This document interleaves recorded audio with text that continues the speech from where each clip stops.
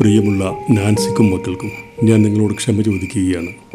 ഞാൻ ചെയ്യുന്നത് വളരെ ഭീരുത്വവും നിങ്ങളോട് കാണിക്കുന്ന കടുത്ത അനീതിയുമാണെന്ന് എനിക്കറിയാം.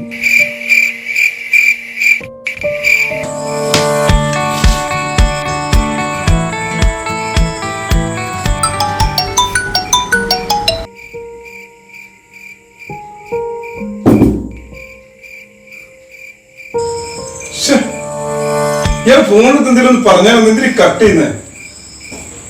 ഇനിയിപ്പോ ഫുഡ് ആരല്ലേ ഭക്ഷണം ഞാൻ ഉണ്ടാക്കിക്കൊണ്ടേ. Best best. ചിക്കൻ സാമ്പാർ അല്ല ഞങ്ങൾ ഉദ്ദേശിച്ചത്. ഉള്ളി വെട്ടാൻ പറഞ്ഞ ഉള്ളി മാത്രം വെട്ടിയാൽ മതി കേട്ടോ.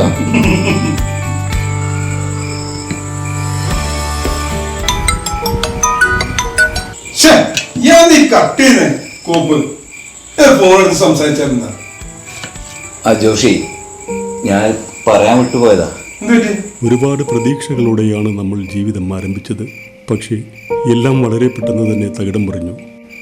അച്ചായൻ ആ മാമച്ചന്റെ കയ്യിൽ നിന്ന് ഒരു 50 ലക്ഷം റുപ്യ വട്ടിക്ക് വാങ്ങിച്ചിരുന്നു. ബിസിനസിന്റെ എന്തോ കാര്യത്തിന് വേണ്ടി വാങ്ങിച്ചതാണ്. അയാൾ നില വീട്ടിൽ കയറി അതാകെ സീനായി. മറ്റേ കാശ് കിട്ടിയോ? അയ്യോ, മാമച്ചനാ വരുന്നേ. ഞാനിവിടെ ഇല്ലാന്ന് പറഞ്ഞേക്കണേ. അതെ, ജോസ് എവിടെ? അച്ചായൻ പുറത്തു പോയതാ. അവൻ ഏത് പാതാളത്തിൽ പോയി ഒളിച്ചാലും മാമച്ചൻ അവനെ പൊക്കിയിരിക്കും. മാമച്ചൻ ക്യാഷ് കൊടുത്തിട്ടുണ്ടെങ്കിലേ അത് വാങ്ങാനും മാമച്ചൻ അറിയാം.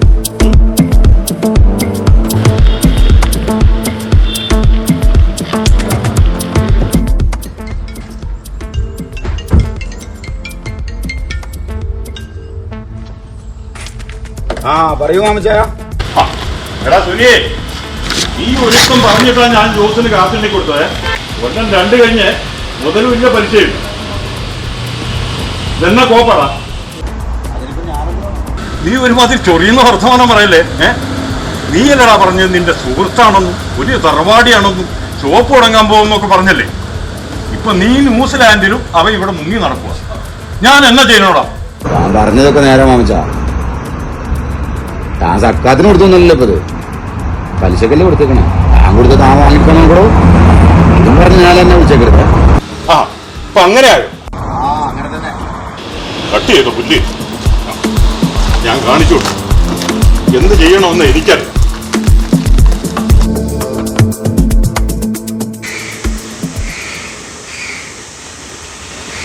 ജോസേ, അന്തസ് വേണോടോ, അന്തസ്. മാമച്ച, കടയിലിറക്കിയ സാധനങ്ങൾ അപ്പടി ഇരിപ്പാണ്. കൊണ്ടുപോയ ആളുകളാണെങ്കിൽ മര്യാദ കാശും തരുന്നില്ല. എന്താ ചെയ്യേണ്ടത് എനിക്കൊരു പിടുത്തമില്ല. ഞാനേ നിന്റെ കടയിൽ ഷെയർ കൂടാൻ വന്നതല്ല. നിനക്കറിയാലോ, ഈ വീടിന്റെ ആധാരം എൻ്റെ കയ്യിലാണ്. ഈ വീട് ഇപ്പൊ എന്റേതാണെന്ന്. നാളെ ഈസ്റ്റർ നീയും നിന്റെ കുടുംബവും ആഘോഷിച്ചു. അത് കഴിഞ്ഞ് പിറ്റേന്ന് ചട്ടിയും കലവും എടുത്ത് ഇറങ്ങിക്കോണം. പ്ലീസ് മാമച്ച. ഒരു പ്ലീസും ഇല്ല. തിങ്കളാഴ്ച മാമച്ചൻ വരും ഇവിടെ കയറി പൊറുക്കാൻ.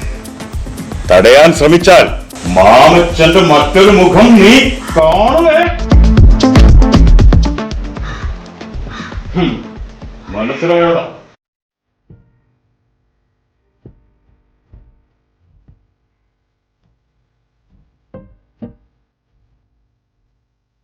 ജോഷി, നിന്റെ കയ്യിൽ കാശുണ്ടല്ലോ. തൽക്കാലം കുറച്ച് ക്യാഷ് കൊടുത്ത് നമ്മുടെ അച്ഛനും സഹായിച്ചൂടെ? എന്റെ കയ്യിൽ കാശുണ്ട്. 2 കോടിയോളം എന്റെ അക്കൗണ്ടിലും.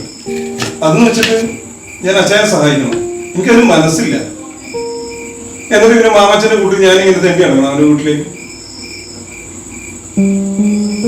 ഒരു കാര്യം ചെയ്യും, ഞാൻ എഴുതി വെച്ചേ. ഇല്ല ജോഷി, എനിക്കിതിന് മൂടില്ല. നിങ്ങൾ കഴിച്ചു, ഞാൻ പോട്ടെ. എടാ നീ എന്താണ് നിങ്ങളൊക്കെ ഇല്ലെങ്കിൽ എനിക്കെന്താ ആഘോഷം? നമുക്കൊരു കാര്യം ചെയ്യാം.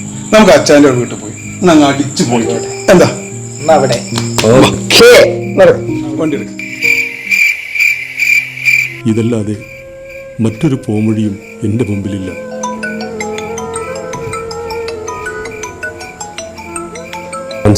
അച്ചായ എന്തെടുക്കുവാ? വീട്ടിലാ. നാളെ വരില്ലേ? നോക്കാം. നോക്കാമോ? ഞങ്ങളെ ഇങ്ങോട്ട് പറഞ്ഞു വിട്ടിട്ട് കൂട്ടുകാരുമൊത്ത് അടിച്ചു പൊളിക്കാനാണോ പരിപാടി? ആകെ കൂടി ഒരു ഈസ്റ്ററിനോ ക്രിസ്മസിനോ മാത്രമേ നിങ്ങൾ ഇങ്ങോട്ട് വരുന്നേ. അമ്മച്ചി ചോദിച്ചുകൊണ്ടിരിക്കുവാ ജോസ്മോൻ വരില്ലേന്ന്. ഓക്കെ, ഞാൻ വരാം. അത്താഴം കഴിച്ചില്ലേ? കഴിച്ചിട്ട് കിടക്കണേ. എന്നാ okay, happy Easter. Happy Easter. Good night. Good bye.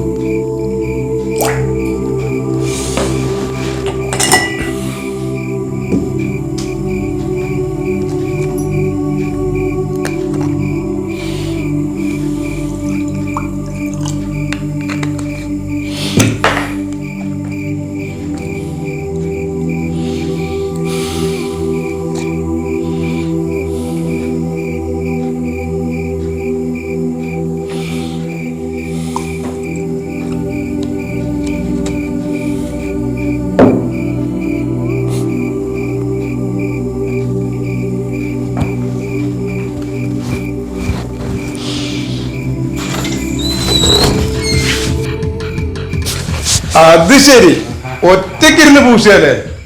നല്ല കക്ഷിയാ. പോക്കടാ പോക്ക. എന്താണ് എന്താണ്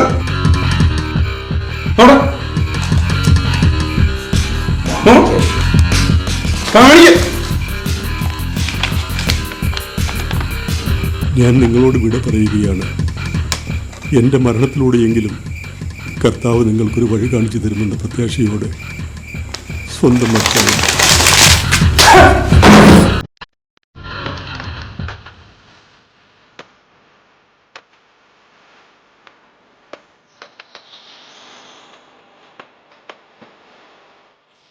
പിടി ബ്ലാങ്ക് ചെക്കാണ്. അച്ഛൻ തരാനുള്ള എത്രയെന്ന് വെച്ചാ എഴുതിയെടുത്ത്. മാമച്ചോ, തന്നെ പോലെ തന്റെ അയൽവാസിയെ സ്നേഹിക്കണമെന്നാണ് കർത്താവ് പറഞ്ഞിട്ടുള്ളത്. താനൊക്കെ തന്റെ കുടുംബത്തെ സ്നേഹിക്കുന്നുണ്ടോ? പണത്തിനോടാണല്ലോ ആർത്തി. നോക്ക്,